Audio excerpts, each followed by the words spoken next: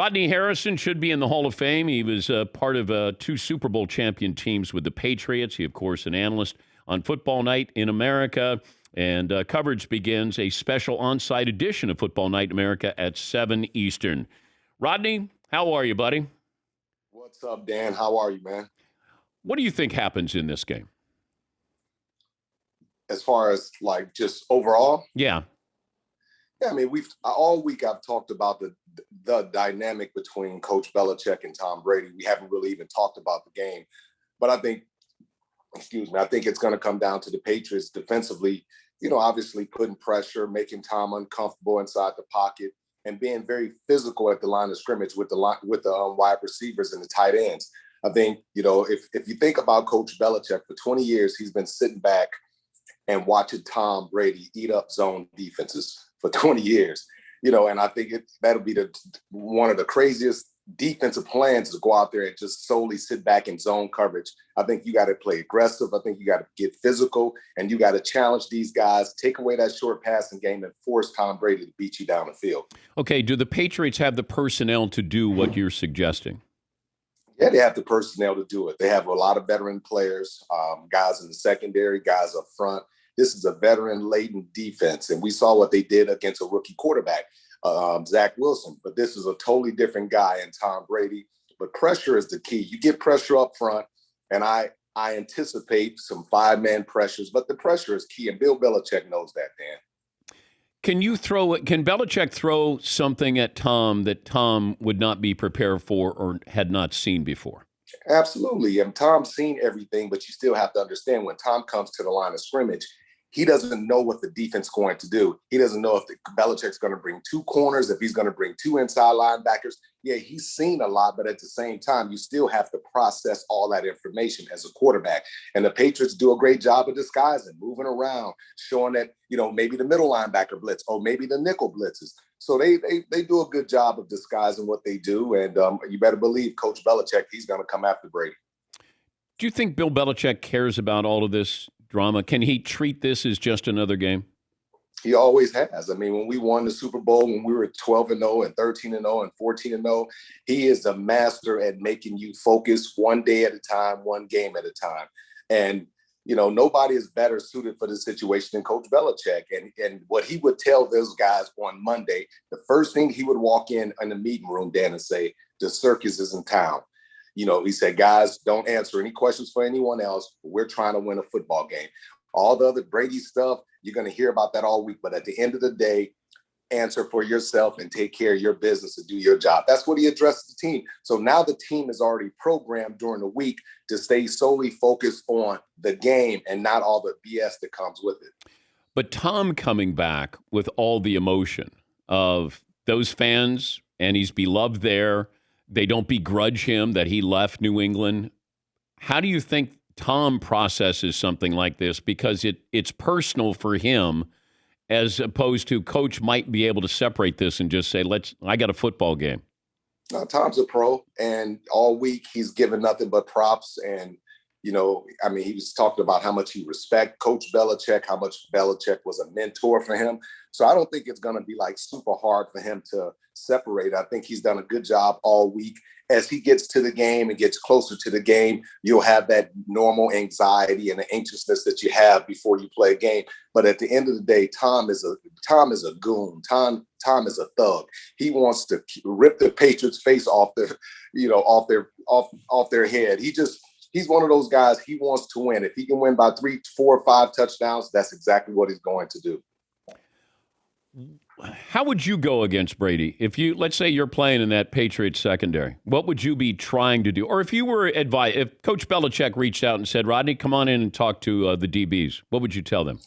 I tell them you got to be aggressive. Like, one thing about Tom is you can't go with his first look. When he's looking over here and he's dropping back 5 to 7 yards, you can't go over there. You have to stay disciplined in your area, in your zone, and make sure you take care of your business, because that first look is just to get you to move. And he's always coming back this other way.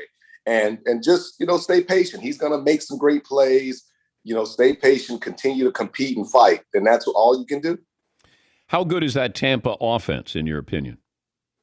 I think when Antonio Brown back, it just gives Tom that level of confidence, Godwin, Mike Evans, I think it's really good, especially if you get a healthy Gronk. Gronk is kind of that X factor. He's not going to put up big numbers, but he's still a pain in the butt in the red zone, straight down the middle, and he's a guy that can get you those key third down conversions. So Gronk is still a problem, even though he's not 100%. What do you make of Mac Jones so far?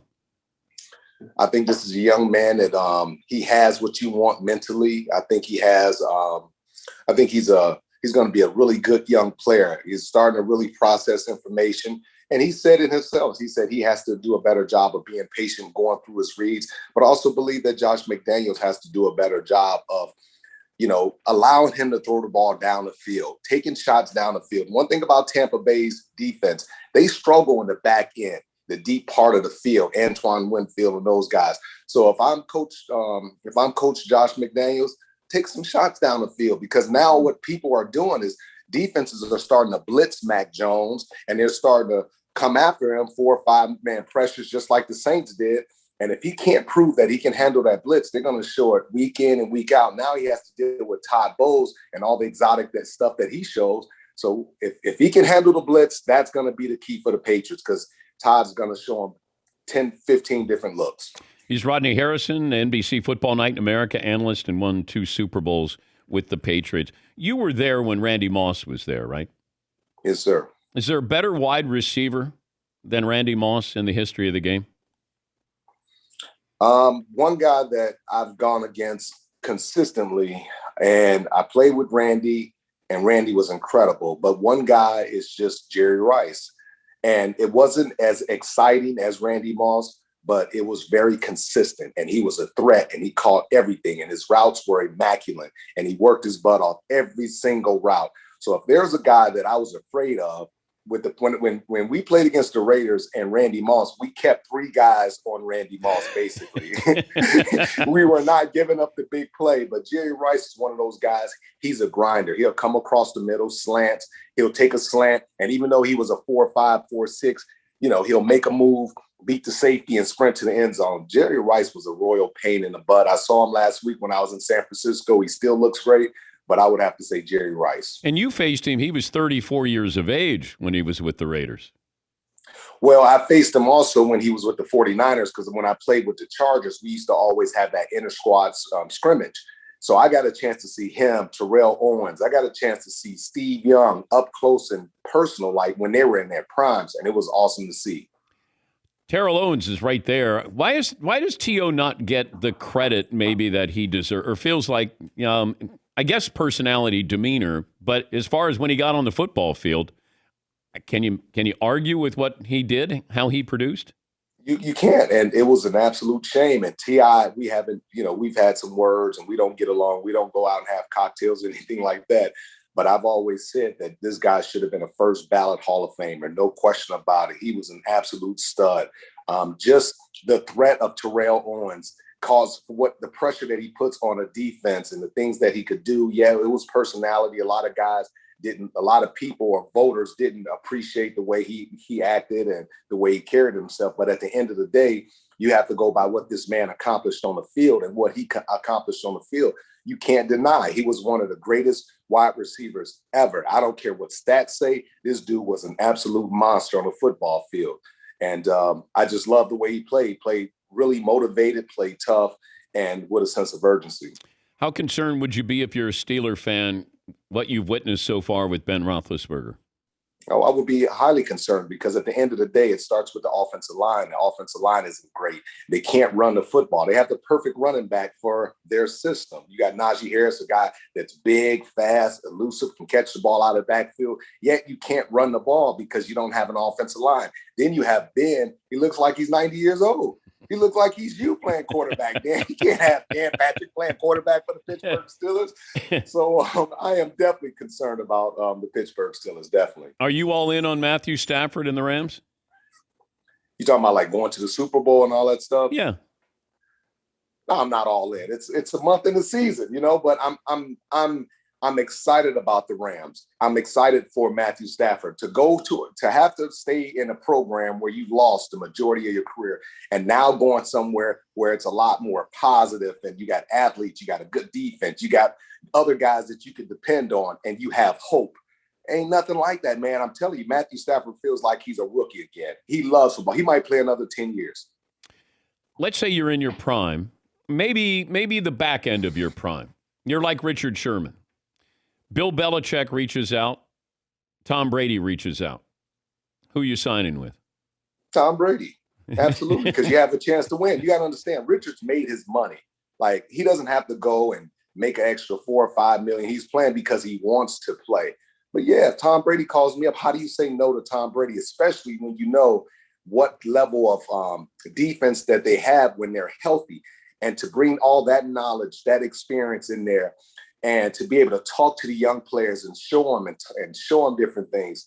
Hey, man, that's an easy choice. Plus, let me tell you this, Dan, you're playing on natural grass and you're playing 70-degree weather. Every day you wake up, it's natural grass and 70-degree weather. How can you beat it? Did you ever witness Brady chugging beers? I don't think I've ever seen Brady take an alcoholic drink until that when I saw him drunk coming off the boat. Remember the Super Bowl parade or whatever when he on the boat? Oh yeah. I've never seen him take a drink, but I don't hang out with Tom Brady. Like, we don't go to bars. I don't go to bars, so I wouldn't know. But did you ever hang out with Brady? Not like nightlife. I mean, having dinner, or was it just? Yeah, we talked.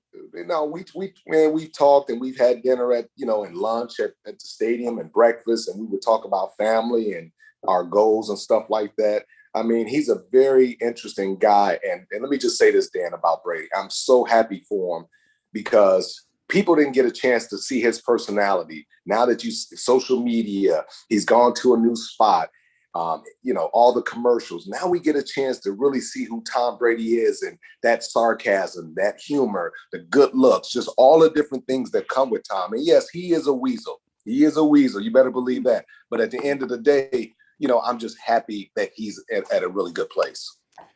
Good to see you, Rod. I hope you're well. Hope family's good, and have fun on Sunday night. Same to you, Dan. You look good, man. Good to talk to you. Thank you, brother. That's Rodney Harrison. Football Night in America, won 2 Super Bowls.